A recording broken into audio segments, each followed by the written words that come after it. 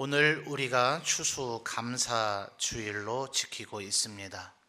이 추수감사주일의 유래는 성경에서 비롯됐다기보다는 교회 역사의 전통을 따라 이루어지기 시작했다라고 보는 것이 더 타당한 견해인 것 같습니다. 영국의 또 스코틀랜드 그리고 네덜란드 쪽으로 흩어졌던 청교도들이 메이플라워호라는 배를 타고 대서양을 건너 오늘날의 미국에 가서 정착을 하게 됩니다. 유럽과는 많은 기후 차이도 있고 11월 중순쯤에 그곳에 도착을 했는지라 겨울을 나야 돼서 아메리카 원주민들, 흔히 우리가 인디언이라 부르는 이들에게 많은 도움을 받아서 한 해를 보냈지만 많은 사람들이 한 해 1년을 지나면서 목숨을 잃고 세상을 떠난 이들도 많이 있었습니다. 그래서 그곳에서 1년을 지내고 나서 다시 11월 중순이 되었을 때 한 해 동안 그들을 보호하시고 인도하신 하나님 앞에 감사의 예배를 드렸던 것이 추수감사주일의 기원이다. 이렇게 교회 역사는 알려주고 있습니다. 특별히 우리나라에 선교사를 보내주셨던 나라들이 대부분 영국, 스코틀랜드, 잉글랜드 혹은 미국 그리고 호주 이쪽의 선교사님들이 대부분이었기 때문에 그들이 지켰던 추수감사주일은 장로교 또 감리교회를 막론하고 우리 한국의 전통이 되어져서 오늘까지도 11월 셋째 주일, 중간에 조금의 변천의 역사는 있습니다만 대부분 11월 셋째 주일로 이렇게 추수감사주일을 지켜오고 있습니다.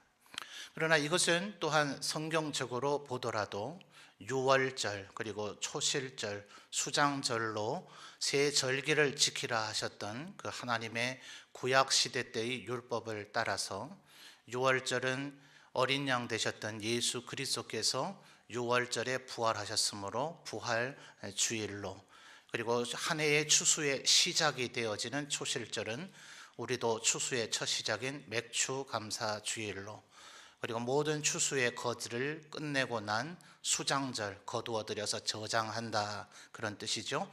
수장절은 우리의 추수감사주일로 승계가 되어져서 구약 신약 시대를 거쳐서 교회 시대까지도 절기로 지켜오고 있습니다. 이스라엘 사람들이 지키고 있는 이스라엘의 음력은 우리와 월 차이 그 숫자가 달라서 그들의 음력으로 7월 15일이 추수감사주일 이 수장절의 절기에 해당된다 그래요. 그래서 어떤 신학자들은 우리나라도 음력 8월 15일이 그 의미와 절기가 맞아 떨어지므로 추석을 지난 후 돌아오는 주일로 추수감사주일을 지내는 것이 어떠하냐 이렇게 제안을 하고 있는 이들도 있습니다만, 교회의 역사의 전통을 따라서 또 우리에게 복음을 전해줬던 영미권의 교회들과의 교류 또 감사하는 마음으로 한국교회는 지금도 대부분의 교회들이 또 교회들마다 조금씩 다르게 하는 교회도 있기는 합니다. 그러나 11월 셋째 주일을 추수감사주일로 지키고 있습니다. 이제 올 한 해가 거의 마감이 되어져 가고 있죠. 이제 다음 주 한 주와 12월 한 달이 이제 남아 있을 뿐입니다. 우리 성도님들 올 한 해를 어떻게 보내셨습니까? 어떤 추수를 하셨습니까? 실제로 농사를 짓는 이들도 있으시고 여러분의 생업, 돈을 벌어들이는 그 물질을 벌어들이는 것을 또한 농사라 할 수도 있을 것입니다.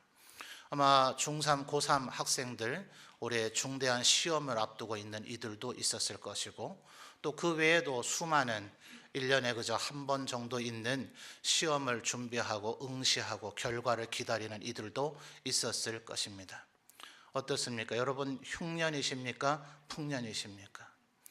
여러분의 삶의 그런 추수물들이 하나님 앞에 풍년이 되어져서 감사를 드리는 것, 그것도 참 귀한 마음인 것 같습니다.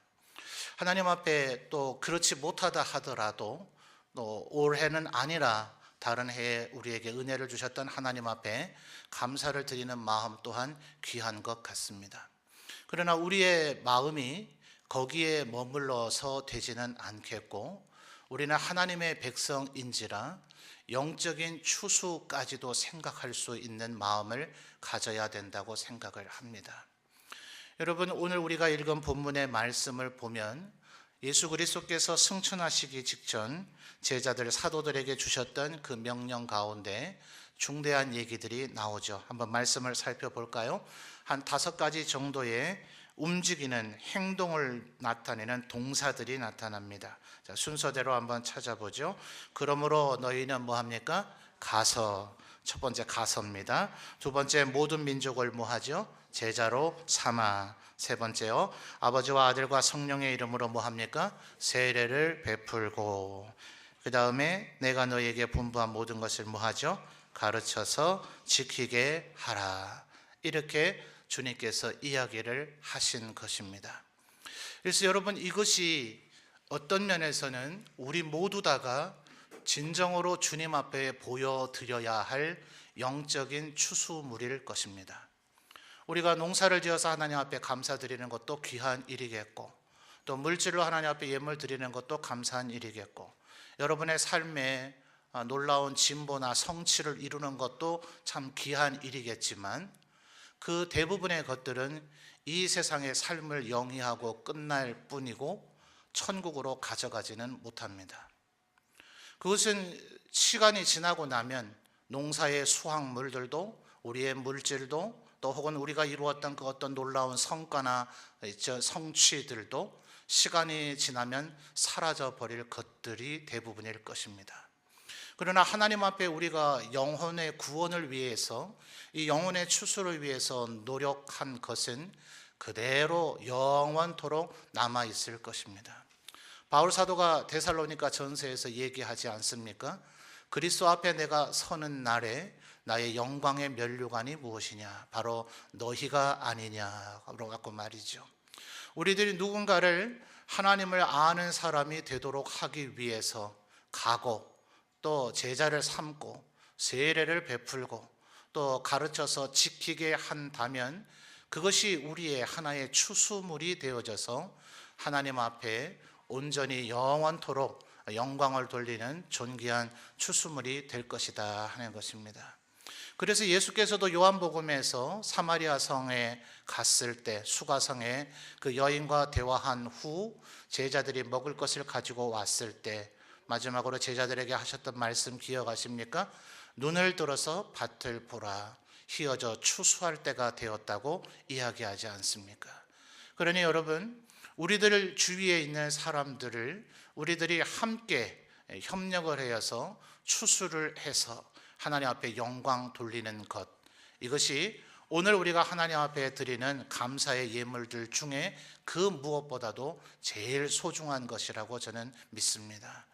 바울 사도가 고린도전서에서도 얘기하잖아요. 한 사람이 하나님의 백성이 되는 데는 한 사람의 노력만으로 되지 않는다. 나는 심었고 아볼로는 물을 주었지만 누가 자라게 하신다고요? 하나님께서 자라게 하신다. 바울 사도는 그저 비유를 드느라 심는 것과 물 주는 것만 이야기했습니다만, 농사를 직접 지어보신 분들 잘 아시겠습니다만, 농작물을 거두고 추수하기까지 어찌 씨 뿌리고 물 주는 일 한 가지만 있을 수 있겠습니까? 수많은 일들을 행할 때에, 아마 최근에 리틀 포레스트입니까? 아마 우리 문경과 비슷한 그런 농촌 지역에 아마 일본 사람들의 원작인 것 같아요. 일본에서 영화가 된 것을 우리 한국 배우들이 다시 리메이크해서 영화가 히트를 쳤는데, 거기에 보면 이렇게 농사를 짓는 모습들과 음식 문화를 아주 소소하게 그려놓은 아주 소박한 영화입니다. 근데 뭐 우리 문경에 계신 우리 성도님들은 뭐 더 잘 상세히 알고 계시겠습니다만, 그 영화의 대사 중에서도 그런 얘기가 나오더라고요.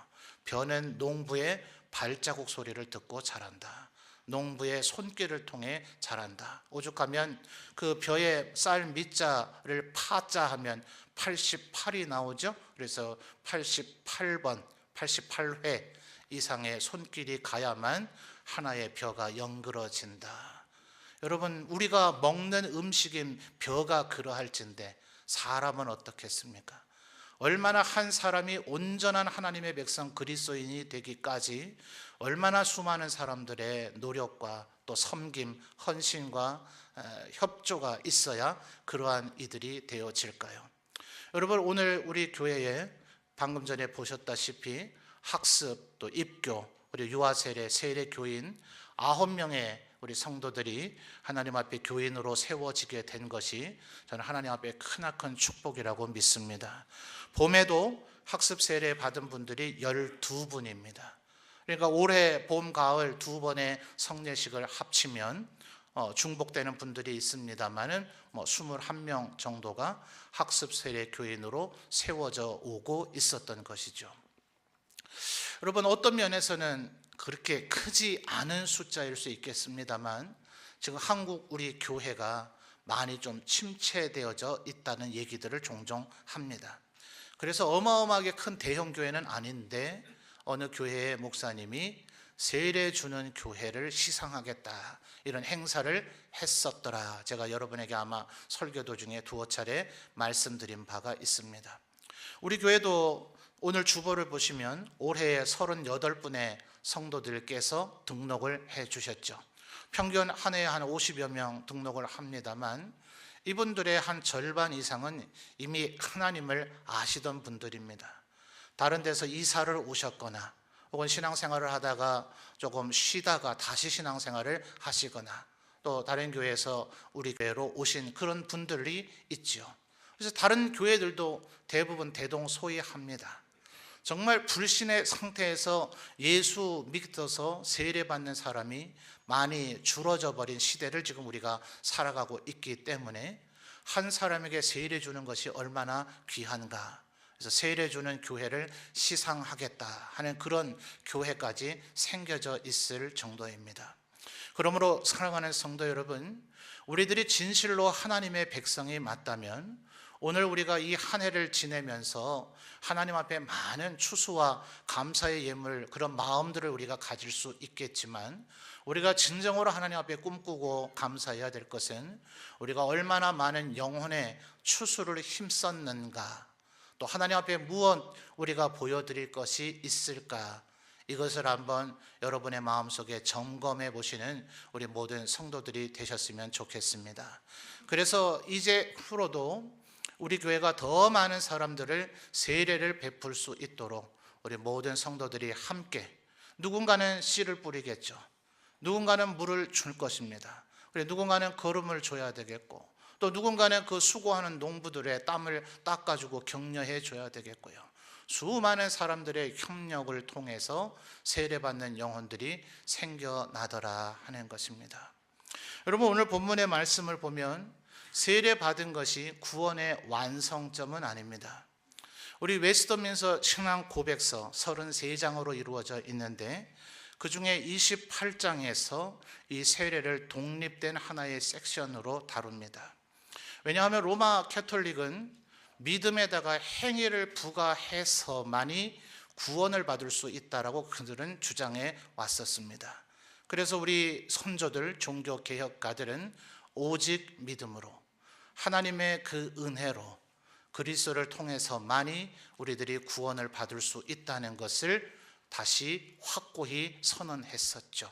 그런데 이 로마 캐톨릭은 그 믿음에다가 행위를 부과해야 되기 때문에 그 가운데 세례까지도 구원의 필수적인 요소라, 이렇게 주장을 했었던 겁니다.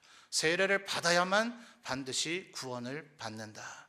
그러나 우리의 선조들이 웨스트민스터 신앙 고백서 28장의 제5항에서는 이렇게 선언합니다. 이 규례를 멸시하거나 소홀히 여기는 것이 큰 죄악이기는 하지만 은혜와 구원이 세례에 분리될 수 없이 결합되어 세례 없이는 아무 사람도 중생되거나 구원받을 수 없다든지, 혹은 세례 받은 모든 사람이 의심 없이 다 중생된다는 것은 아니다 라고 선언하고 있는 것입니다. 이 세례는 구원의 완성점, 종착점이 아닙니다. 여러분, 오늘 읽은 말씀도 보십시오. 19절 20절을 다시 한번 보시죠. 그러므로 너희는 첫째 뭐합니까? 뭐하죠? 가서, 그 다음에요, 두 번째 뭐합니까? 제자로 삼아, 세 번째 뭐하죠? 세례를 베풀고, 만약 세례를 베풀면 구원이 끝나고 완성이 되어졌다면 그 뒤에 말씀은 없었을 것입니다. 그래서 20절에 뭐라 그래요? 내가 너에게 분부한 모든 것을 뭐하죠? 가르쳐서 지키게 하라. 오늘 세례받은 우리의 성도들이 이제 세상의 죄악과 결별하고 이제 하나님의 백성이 되어지고 하나님의 교회의 일원이 되기로 하나님 앞에 다짐하고 서약했다. 이런 면에서는 하나의 추수라 얘기할 수가 있을 것입니다. 그러나 이 세례받은 사람이 이제 하나님 앞에 구원을 향해 나아가는 그 여정을 생각한다면 이제 새로운 탄생에 지나지 않습니다. 어쩌면 여러분 오늘 이 학습 세례, 입교, 유아 세례를 받은 9사람 아십니까? 아셨습니까? 오늘 이 9사람이 학습을 받고 세례를 받고 유아 세례 받고 입교를 하는데 여러분 어떤 도움의 손길, 협력과 합력을 하셨습니까? 봄에 받았던 12명을 향해서는 여러분 어떤 도움의 손길을 하셨습니까? 그럼 여러분 이제 주님 앞에 아무런 영적인 추수물이 없는 거 아닙니까? 뭘 하면 될까요? 세례 받은 후에 뭐 해야 된다고요? 20절 다시 볼까요? 내가 너에게 분부한, 그 다음 뭐죠? 모든 것을요. 내가 너희의 분부한 모든 것을 그 다음 뭐죠? 가르쳐 지키게 하라. 여러분 어떤 가르침이 가장 위대한 가르침일까요? 능숙한 강연과 스피치를 잘하면 좋은 가르침입니까? 우리는 그런 사람들 많이 보죠. 말만 잘하는 사람들. 진정한 가르침은 그렇게 살아가는 본을 보여주는 것입니다. 그래서 베드로전서 5장에서도 우리 목사와 장로님들을 향해서 양무리에게 주장하는 자가 되지 말고 본을 보이는 자가 되라 라고 이야기하고 있는 거죠. 사랑하는 성도 여러분, 오늘 이 자리에 있는 대부분 우리 성도들은 이미 세례를 받으신 분들이실 것입니다. 여러분 언젠가 우리가 주님 앞에 서게 됐을 때 여러분도 영혼의 추수물을 하나님 앞에 보여드려야 될 줄 믿습니다. 그러므로 오늘 이 세례받은 9사람이 학습이나 세례나 유아 세례를 받는 과정까지 아직 이들을 잘 모르는 가운데 있었다 할지라도 앞으로도 여러분 먼저 믿은 자로서 하나님의 백성이 어떻게 살아야 되는지를, 어떻게 살아가는지를 보여주십시오. 여러분의 살아가는 그 삶의 모습이 하나의 웅변적인 가르침이 되어져서 오늘 세례받아 새롭게 영적으로 태어난 이 사람들을 하나님의 은혜 가운데 자라가게 할 줄 믿습니다. 여러분 이것이 우리가 주님 앞에 보여드려야 할 진정한 추수물이 아닌가 생각되어집니다. 오늘 우리는 하루의 날을 정해서 추수감사주의를 지키고 세상의 대부분의 추수는 연말이 되어지고 또 가을이 되어지면 추수가 되어지지만 이 추수는 끊임없이 이루어집니다. 주님 앞에 우리가 계속해서 해야 될 일입니다. 그래서 예수 그리스도께서는 주인이 오는 그 순간에 잠자고 있거나 태만하지 않은 종들이 복이 있을 것이다. 주인이 오는 그 순간에 열심을 다해서 일하고 있는 그 종은 그날 복이 있을 것이다. 그래서 주님 우리에게 뭐라고 얘기하십니까? 늘 깨어 경성하라 하는 것입니다. 그러므로 사랑하는 성도 여러분, 오늘 어쩌면 여러분들이 이 9사람의 학습 세례 교인들을 위해서 수고하고 많은 섬김과 정성을 기울였던 혹은 그렇지 않던 간에 우리에게 앞으로 남아있는 생애에 수많은 영혼의 추수의 일들이 우리에게 있습니다. 여러분 2019년에도 또 수많은 헌신자들, 사역자들이 필요합니다. 여러분 우리 어른이 되어서 세례를 받으신 분들도 아직 많이 자라가야 합니다. 여러분 세례받은 것이 끝이 아니듯이 이 세례로 모든 구원이 완성되는 것이 아니기 때문에 우리 교회에서도 성경에는 그 얘기가 없는 학습이라는 것을 하고 있습니다. 유아 세례를 받은 사람이 그것으로 끝이 아니라 14살이 지나고 난 이후에 그 아이가 입교를 하도록 하고 있습니다. 이제는 총회에서 유아 세례가 끝난 후에 어린이 세례를 주기로 결의를 했지만 이 또한 입교의 과정을 거쳐야 됩니다. 우리들이 끊임없이 자라가야만 하나님 앞에서 우리의 구원이 온전하게 이루어지게 되는 것이죠. 그러므로 이것은 올해나 작년에 세례받은 사람들에게만 해당되는 것이 아니라 이 자리에 있는 우리 모두에게 해당됩니다. 다음 세대나 예수 믿은 지 얼마 안 된 사람이거나 영적으로 어린 사람에게만 해당되는 것이 아니라 우리들 모두 다가 각자에게 서로 영향을 주어서, 그래서 에베소서에서 뭐라 그럽니까? 우리들이 각자의 그 분량을 따라서 연결하고 결합되어져서 함께 자라져 가고 지어져 간다고 하나님의 교회를 얘기하고 있습니다. 사랑하는 성도 여러분, 말씀대로 살기 위해 힘쓰시는 여러분 되시기를 바랍니다. 그 하나님 앞에 결단하는 그 거룩한 삶이 그 삶을 보고 있는 누군가에게 좋은 성장의 기폭제가 되어져서 그들로 온전한 사람으로 자라가게 만드는 그런 걸음과 물줌과 씨를 뿌림이 되어질 것입니다. 그래서 우리들이 각자가 말씀대로 살아서 우리 모두가 서로에게 좋은 영향력을 주고 받을 때 언젠가 우리 모두 다 주님 앞에 선 그날 착하고 충성된 종이라 칭찬받게 되어질 줄 믿습니다. 오늘 하나님 앞에 많은 감사의 추수를 하셨지만 앞으로도 우리에게 진정한 하나님 나라에 가서 주님 앞에 보여드릴 영적인 추수를 위하여 더욱더 힘쓰고 애쓰시는 모든 성도들이 되시기를 주님의 이름으로 축원합니다.